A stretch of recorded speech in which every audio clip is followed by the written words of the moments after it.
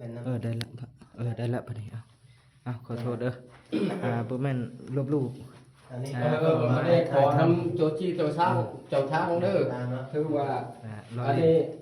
แบบว่าไปยากนำไปเบิ่งไปท่องเที่ยวอันกับแมนอยู่เนาะเจ้าจี้เจ้าช้างแล้วแม่นว่าขออนุญา ทา ต ยญี่ปุ่นพี่น้องครับสวยงามพี่มันมีซอกซอยขึ้นไปสกใส่สิบนบิงอยู่นี่เจียโอ้ครับมีเพดานถ้ำอย่างดีเหมาะกับการลีพี่น้องการลีโอ้เป็นประตูเนาะเป็นประตูโค้ง ตูโค้งกับแม่เพื่อนอะไรก็ได้ของธรรมชาติสร้างกันมาเนาะ โอ้ ขึ้นมาแต่อันประตูงาน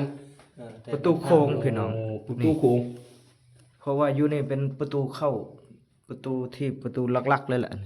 ของธรรมชาติสร้างมาพี่น้องบ่แม่นผู้ใดเฮ็ดธรรมชาติเพิ่นสร้างมาโดยเฉพาะโอ้หินงอกหินย้อยงามอีหลีพี่น้องโอ้ไปเข้าทางใน อัน พี่ นี้ น้อง ก็เชิญเข้ามา พี่เพิ่นจะพาเข้าไปทางใน ความสูงก็บ่เกินอยู่เมตรหนึ่งเนาะเมตรปลาย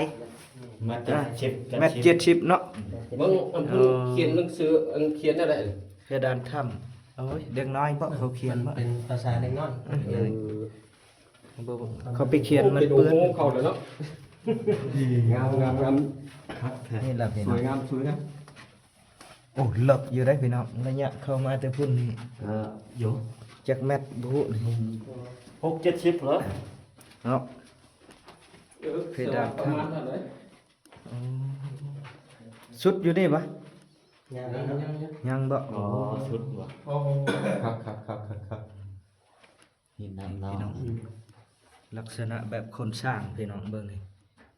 เบิ่งเอาความสวยสดงดงามของธรรมชาติบ่แม่นผู้ใดเฮ็ดพี่น้อง บุ้งไปเลย เป็นอันแต่เก่าเลยเพิ่นลี้ภัยอยู่นี่เนาะ อันชุมชาว่าอันมดว่า ชาวบ้านนาด้านเฮามาลี้อยู่นี่เนาะ ชาวบ้านระดับของคือเฮาแต่เฮานี่อันนี้เป็นกำบังของมหาชน อ๋อ สมัยอัน สมัย สงคราม แม่นล่ะ อืม ถือว่าสามารถมาลีมาอยู่ได้ เรามาอยู่ได้ เนาะ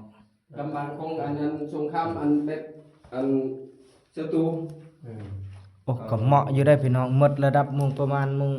700-800 คนหรือว่าเป็นพันพี่น้องเป็นพันคนดูนี่เข้าไปในก็แคบเข้าไปอีกพี่น้องอันนี้เป็นประตูโค้งบอนที่สอง เป็นประตูโค้ง โอ้ชานให้บอนงอยคักแท้อยู่นี่เนาะ ครับ โอ้งามพี่น้องถ้าผู้ใดอยากมาเที่ยวถ้ำนี่ต้องติดต่อหาเพิ่นเด้อ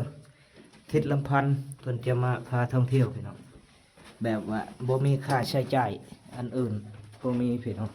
มาเที่ยวนำเพิ่นได้ นี่อย่าเบิ่งมาให้เบิ่ง เพิ่นจะพามาเบิ่งเพราะว่า ผ่านไปผู้ที่จะ เด็ เบิ่ ด ง กิโลลงมาเลย เพราะว่าให้มีโอกาสในครั้งหน้า มีโอกาส ถ้าว่า นักท่องเที่ยวเพิ่นเห็นคลิปแล้ว เพิ่นอยากมาเบิ่งก็แม่นว่าเป็นเฮาบ่ได้เก็บค่าเพื่อค่าแห้งหรือว่าค่าทางพี่น้องมาเบิ่งได้ มันสิโค้งไปในนี่บัดนี้เนาะ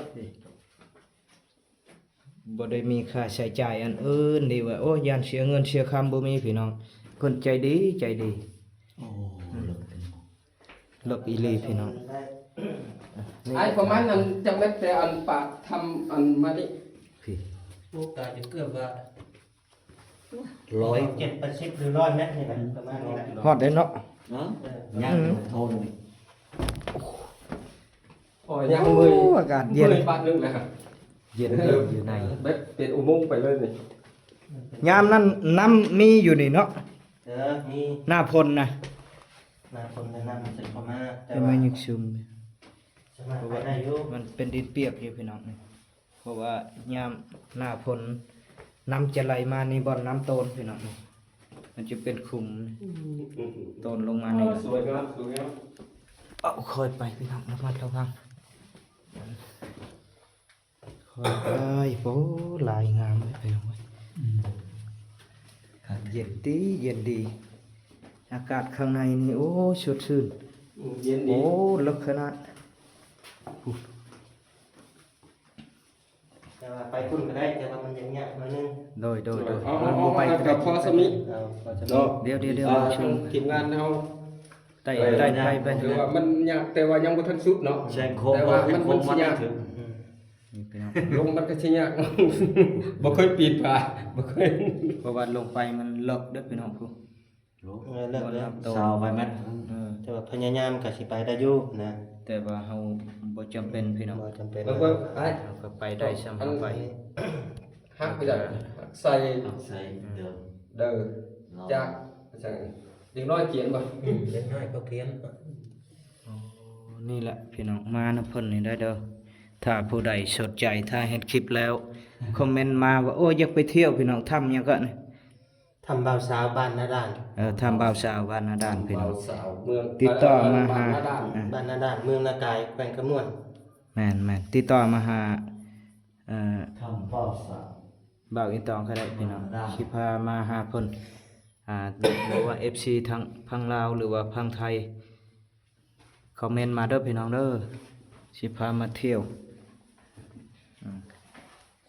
ถ้าเห็นคลิปแล้วก็ฝากกดไลค์กดแชร์กดติดตามให้บ่าวอีตองเด้อพี่น้องเด้อนี่กำลังสิย่างออกพี่น้องเพราะว่าจบภารกิจไปแล้วคันหนึงเพิ่นจะพาไปอีก ถ้ำ ที่สอง ถ้ำที่สองพี่น้องไปติดตามแล้วกันถ้ำนี่ก็ลึกอยู่ประมาณมงพันเมตรพี่น้องความลึกประมาณ1,000 เมตรตามข้อย่างเข้ามานี่ประมาณนั้นพี่น้องแต่ว่าบุฮูตัวจริงเนี่ยประมาณ1,000เพราะว่าทางมันอ้าวโค้งเพราะว่ามันเป็นซอกหิน สกใสสมัยแตะเก่าในน้ำกัดเซาะเข้าไปมันจะเป็นถ้ำพี่น้องมันจะเป็นถ้ำของธรรมชาติมันเฮ็ดบ่แม่นว่าบุคคลเพราะว่าสมัยสงครามแตะกี้แล้วแม่น นี่เอาเข้าได้ ตามเพิ่นเว้า ตึ๊บเลยเนาะ แล้วแม่น เป็น ทั้ง โอ้โหไป ป เล ระ ย ชาชนเนาะอยู่ภายในบ้านนาด้านอันนี้เพิ่นก็จะมาได้ลี้ภัยอยู่นี่พี่น้องเป็นบังเกอร์ของประชาชน แม่น เป็นบ่อนลี้ภัย เออนะบอล เพราะว่าถ้าสมัยจักรพรรดิอเมริกาพี่น้องอเมริกามายิงมันอาจจะเฮ็ดให้ถ้ำนี้ทะลุบ่ได้พี่น้องเขาก็เลยเป็นบ่อนกำบังได้ดี อันนี้แหละประชาชนลาวเฮามีถ้ำพี่น้องลวงลายเป็นหยังคนลาวเฮาเกิดสงครามยังบ่เป็นหยังเพราะว่ามันมีบ่อนบังเกอร์หลายพี่น้องอันนี้แหละเป็นมูลเชื้อของแต่สมัยโบราณพี่น้องเพิ่นจะมาลีอยู่นี่เพิ่นจะมาลีอยู่นี่ถือว่าชาวบ้านอยู่นี่แหละมันเพิ่นมาลีอยู่นี่ก็โอ้ปลอดภัยพี่น้องเพราะว่ามันโค้งมันคดถ้าว่าแห้งปะทะของระเบิดมันเข้ามามันจะต่ำแบบนี้พี่น้องนี่มันโค้งได้ใช่มันจะต่ำแล้วมันเลี้ยวเข้าไปพุ่นบัดนี้ฮู้นะมันจะบ่เป็นอันตรายต่อพ่อแม่ประชาชนนี่แหละเพิ่นมาตามข่าวๆเพิ่นเว้าแล้วสิสัมภาษณ์อ้ายเพิ่นว่าไปถ้ำตัวที่สองนั้นเป็นถ้ำหยังแล้วไปติดตามพี่น้องเพิ่นจะพาไปอีกถ้ำหนึงอากาศเย็น บรรยากาศเย็นดี กินเผ็ด เย็นแท้ๆได้พี่น้องเอ้ยเดี๋ยวเด้อสิถ่ายเอาอยู่นี่เป็นที่ระลึกเก็บภาพเฉพาะทีมงานเฮามาถ่ายเอาอยู่บนประตูโค้ง ประตูโค้ง เอามายืน เด้อ คลิปนี้ก็จบเมียนเพียงเท่านี้พี่น้องจะได้ถ่ายภาพ แต่ว่า เพิ่น เด็ ก่อน ก เด้อ เพื่อนอันผู้ใหญ่